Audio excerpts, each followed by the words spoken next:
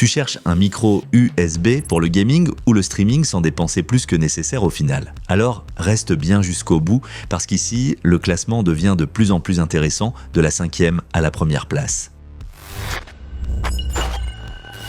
À la dernière place, on retrouve le TC30. Ça ne veut pas dire qu'il est inutilisable, ça veut juste dire qu'en comparaison directe avec les autres modèles ici, c'est celui qui est le plus simple en équipement et celui qui t'offre le moins de contrôle directement sur le micro. Ce qu'il fait bien se résume vite. Tu le branches, il fonctionne et tu peux commencer à parler tout de suite. Pour Discord, quelques sessions de jeu de temps en temps ou les premiers pas sur Twitch, ça peut suffire. La directivité cardioïde aide à mettre la voix en avant et à atténuer un peu les bruits venant des côtés. Et c'est justement ce qui peut le rendre intéressant pour ceux qui veulent simplement un micro USB pas cher, sans trop se prendre la tête avec la technique.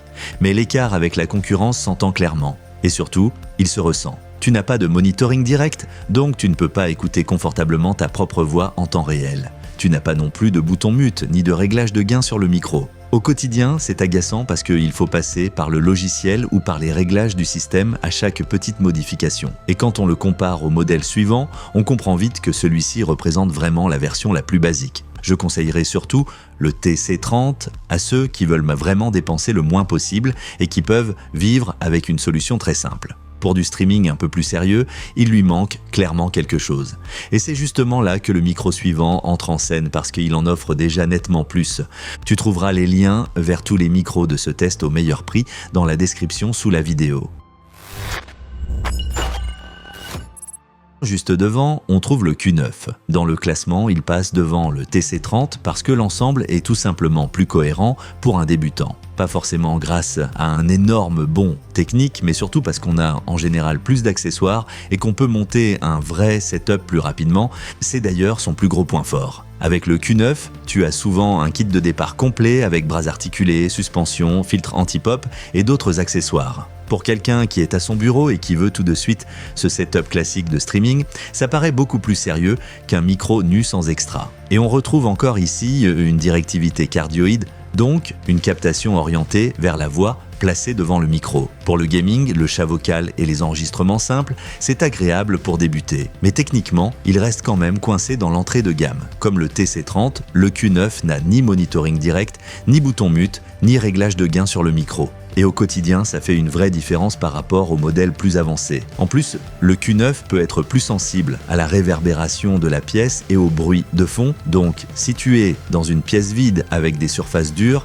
tu risques de l'entendre assez vite. Par rapport au micro suivant, il manque surtout ce côté pratique qui vaut vraiment de l'or pour le streaming. Le Q9 convient bien à ceux qui cherchent un pack complet à petit prix et qui veulent te démarrer tout de suite avec un bras et des accessoires. Pour un pur débutant, ça passe. Mais dès que tu streames plus souvent ou que tu accordes de l'importance au confort d'utilisation, tu auras vite envie de passer à mieux. Avant de continuer, pense à laisser un like et à t'abonner à la chaîne si ce genre de comparatif t'aide.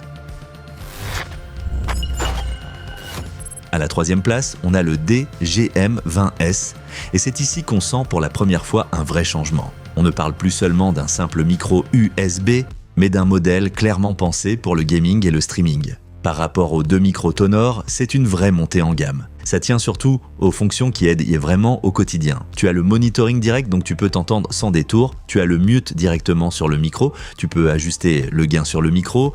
Et avec 24 bits à 48 000 Hz, il paraît plus moderne sur le papier que beaucoup de solutions classiques pour débutants. Il y a aussi la réduction de bruit ENC, qui peut être intéressante pour ceux qui ne sont pas installés dans une pièce parfaitement traitée. Et oui, il y a aussi l'éclairage RGB. Pour certains, c'est gadget. Pour d'autres, ça s'intègre parfaitement dans un setup gaming.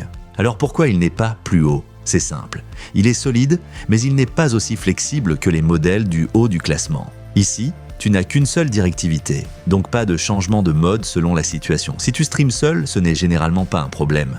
Mais dès que tu veux faire une interview, enregistrer 2 personnes à la même table ou tester d'autres usages, les modèles suivants offrent plus de liberté. Et malgré son bon équipement, il reste davantage dans l'entrée de gamme améliorée ou le bas du milieu de gamme que dans la catégorie des références de vraiment abouti. Pour les joueurs solo, les streamers et ceux qui veulent un micro USB moderne avec des fonctions utiles, le DGM20S reste pourtant très intéressant.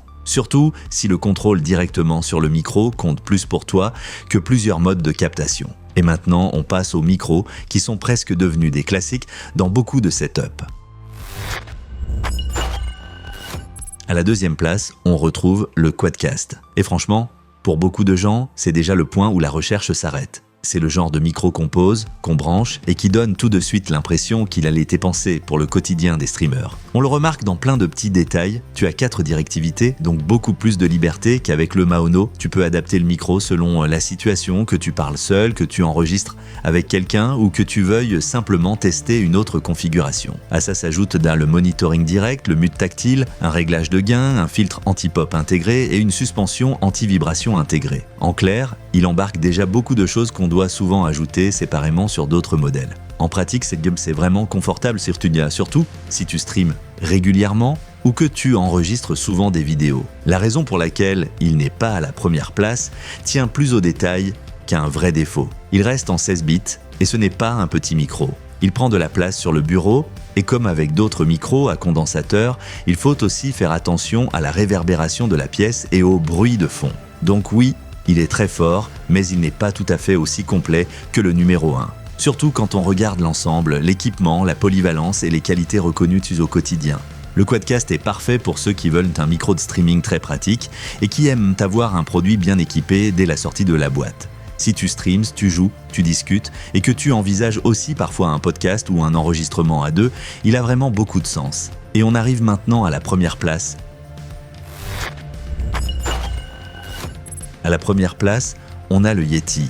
Et la raison n'est pas qu'il écrase tout sur chaque point. La vraie raison, c'est qu'il donne simplement l'impression d'être le plus complet dans l'ensemble. C'est l'un de ces micros qu'on voit depuis des années dans les setups gaming et streaming, parce qu'il offre de manière fiable ce dont beaucoup de gens ont besoin. Le Yeti est surtout fort parce qu'il est très polyvalent. Ces 4 directivités t'offrent beaucoup de liberté, comme sur le quadcast. À cela s'ajoute le monitoring direct, le mute et le réglage de gain directement sur le micro. La réponse en fréquence est large, le niveau maximal de pression acoustique est élevé et le rapport signal sur bruit est lui aussi très solide. Ça ne veut pas dire automatiquement que chaque enregistrement sonnera mieux comme par magie. Mais ça veut dire que le micro couvre énormément de besoins en tant qu'outil global. Pour le gaming, le streaming, le chat vocal, les podcasts ou les enregistrements de voix simples, c'est une valeur sûre. D'après mon expérience, ce sont souvent ce genre de micros qui restent dans les meilleurs choix à long terme, parce qu'ils ne conviennent pas seulement aujourd'hui, mais aussi quand ton setup évolue un peu. Bien sûr, le Yeti a aussi ses limites. Là aussi, on reste sur du 16 bits et il n'y a pas de connexion XLR. Il est grand, il est lourd et comme les autres micros à condensateur, il n'aime pas trop les pièces réverbérantes.